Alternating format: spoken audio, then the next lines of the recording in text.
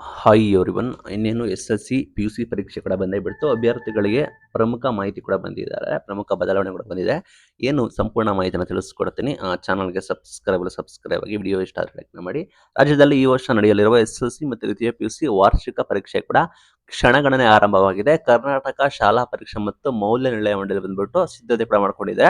ಒಟ್ಟು 16 ಲಕ್ಷಕ್ಕೂ ಹೆಚ್ಚು ಜನ ಎಕ್ಸಾಮ್ ಕೂಡ ಬರೀತಿದ್ದಾರೆ ಎಸ್-ಎಲ್-ಸಿ ಮತ್ತು ಪಿ-ಯು-ಸಿ ನೋಡಿ. ಇಲ್ಲಿ ಎಸ್-ಎಲ್-ಸಿ 9.03 ಲಕ್ಷಗಳು ವಿದ್ಯಾರ್ಥಿಗಳು, ಅಂದ್ರೆ 9 ಲಕ್ಷಕ್ಕೂ ಹೆಚ್ಚು ವಿದ್ಯಾರ್ಥಿಗಳು, ಪಿ-ಯು-ಸಿ 7 ಲಕ್ಷಕ್ಕೂ ಹೆಚ್ಚು ವಿದ್ಯಾರ್ಥಿಗಳು ಪರೀಕ್ಷೆ ಹಾಜರಾಗಿದ್ದಾರೆ ಅಂತ ಮಾಹಿತಿ ಬರ್ತಾ ಇದೆ. ಎಸ್-ಎಲ್-ಸಿ ಪರೀಕ್ಷೆ ವೆರಿ ಇಂಪಾರ್ಟೆಂಟ್. ಎಸ್-ಎಲ್-ಸಿ ಪರೀಕ್ಷೆ ಬಗ್ಗೆ ಮಾತಾಡೋಣ. ಬರೋಬ್ಬರಿ 9 ಲಕ್ಷಕ್ಕೂ ಹೆಚ್ಚು ವಿದ್ಯಾರ್ಥಿಗಳು ಈ ಬಾರಿ ನೋಂದಣಿ ಮಾಡ್ಕೊಂಡಿದ್ದಾರೆ, ಅಂದ್ರೆ ರಿಜಿಸ್ಟ್ರೇಷನ್ ಮಾಡ್ಕೊಂಡಿದ್ದಾರೆ. ಇದರಲ್ಲಿ 8.12 ಲಕ್ಷ, ಅಂದ್ರೆ ಬರೋಬ್ಬರಿ 8 ಲಕ್ಷಕ್ಕೂ ಹೆಚ್ಚು ಜನ ಮೊದಲನೇ ಬಾರಿಗೆ, ಅಂದ್ರೆ ಫ್ರೆಶರ್ಸ್ ಅಂತ ಕರೀತಾರೆ, ಅಂದ್ರೆ ಫಸ್ಟ್ ಟೈಮ್ ಎಕ್ಸಾಮ್ ಕೂಡ ಬರೀತಾರೆ ಅಂತೆ.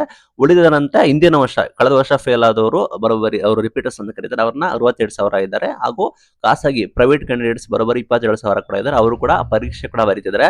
ಪರೀಕ್ಷೆಯಲ್ಲಿ ಯಾವುದೇ ರೀತಿ ಅಕ್ರಮ ನಡೆಯದಲ್ಲೇ ಕಟ್ಟುನಿಟ್ಟಿನ ಕ್ರಮ ಕೈಗೊಂಡಿದ್ದಾರೆ. ಅಂದ್ರೆ ಪರೀಕ್ಷೆಯಲ್ಲಿ ಯಾವುದೇ ಸ್ಕ್ಯಾಮ್ ಆಗ್ಬಾರ್ದು ಅಂತ ಹೇಳಿದ್ದಾರೆ. ಎಲ್ಲಾ ನಿಮ್ದು ಎಕ್ಸಾಮ್ ಸೆಂಟರ್ಗಳಲ್ಲಿ ಸಿಸಿ ಕ್ಯಾಮೆರಾ ಕೂಡ ಇದೆ. ಅಂಡ್ ದ್ವಿತೀಯ ಪಿ-ಯು-ಸಿ ನೋಡೋದಾದ್ರೆ ಪದವಿ ಡಿಗ್ರಿ ಹೋಗಬೇಕು ಅಥವಾ ಉನ್ನತ ಶಿಕ್ಷಣ ಕೂಡ ಮಾಡಬೇಕು ಅಂದ್ರೆ ದ್ವಿತೀಯ ಪಿ-ಯು-ಸಿ ವೆರಿ ಇಂಪಾರ್ಟೆಂಟ್. ಈ ಬಾರಿ ಬರೋಬ್ಬರಿ 7,10,000ಕ್ಕೂ ಹೆಚ್ಚು ವಿದ್ಯಾರ್ಥಿಗಳು ರಿಜಿಸ್ಟ್ರೇಷನ್ ಕೂಡ ಮಾಡ್ಕೊಂಡಿದ್ದಾರೆ. ಅದರಲ್ಲಿ ಹೊಸಬರು ಫ್ರೆಶರ್ಸ್ 6,06,00,000 ಜನ ಹೊಸಬರು ಇದ್ದಾರೆ.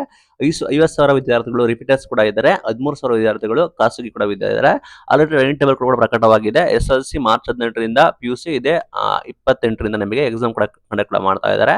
ನೋಡೋದಾದ್ರೆ ಇಲ್ಲಿ ಆ ವಿಭಾಗವರು ನೋಡೋದಾದ್ರೆ ವಿಜ್ಞಾನ ವಿಭಾಗದಲ್ಲಿ ಅತಿ ಹೆಚ್ಚು ಒಲವು ಕೂಡ ಇದ್ದಾರೆ. ಅಂದ್ರೆ ಬರೋಬ್ಬರಿ ಸೈನ್ಸ್ ಅಲ್ಲಿ ಹೆಚ್ಚು ವಿದ್ಯಾರ್ಥಿಗಳು ಕೂಡ ಇದ್ದಾರೆ. ಬರೋಬ್ಬರಿ 2.92 ಲಕ್ಷ, ಅರೌಂಡ್ 3 ಲಕ್ಷಕ್ಕೂ ಹೆಚ್ಚು ವಿದ್ಯಾರ್ಥಿಗಳು ಸೈನ್ಸ್ ವಿಭಾಗದಲ್ಲಿ ಇದ್ದಾರೆ. ವಾಣಿಜ್ಯ ಕಾಮರ್ಸ್ ವಿಭಾಗದಲ್ಲಿ ಬರೋಬ್ಬರಿ 2 ಲಕ್ಷ ಇದ್ದಾರೆ. ಕಲಾ ಆರ್ಟ್ಸ್ ವಿಭಾಗದಲ್ಲಿ ಬರೋಬ್ಬರಿ 1.42 ಲಕ್ಷ ಕೂಡ ಇದ್ದಾರೆ. ಆ ನಿಟ್ಟಿನಲ್ಲಿ ಸ್ಟ್ರಿಕ್ಟ್ ಆಗಿ ಕೂಡ ಮಾಡ್ತಾ ಇದ್ದಾರೆ. ನಿಮಗೆ ಗೊತ್ತಿರೋ ಹಾಗೆ ಪಿ-ಯು-ಸಿ ಪರೀಕ್ಷೆ ಕೂಡ ಶುರು ಆಗ್ತಾ ಇದೆ. ಸುಗಮವಾಗಿ ಪರೀಕ್ಷೆ ನಡೀಬೇಕು ಅಂತೇಳಿ ಜಿಲ್ಲಾ ಮಟ್ಟದಲ್ಲಿ ನಿಮಗೆ ವಿಶೇಷ ಜಾಗೃತ ದಳ ಕೂಡ ರಚನೆ ಕೂಡ ಮಾಡಿದ್ದಾರೆ.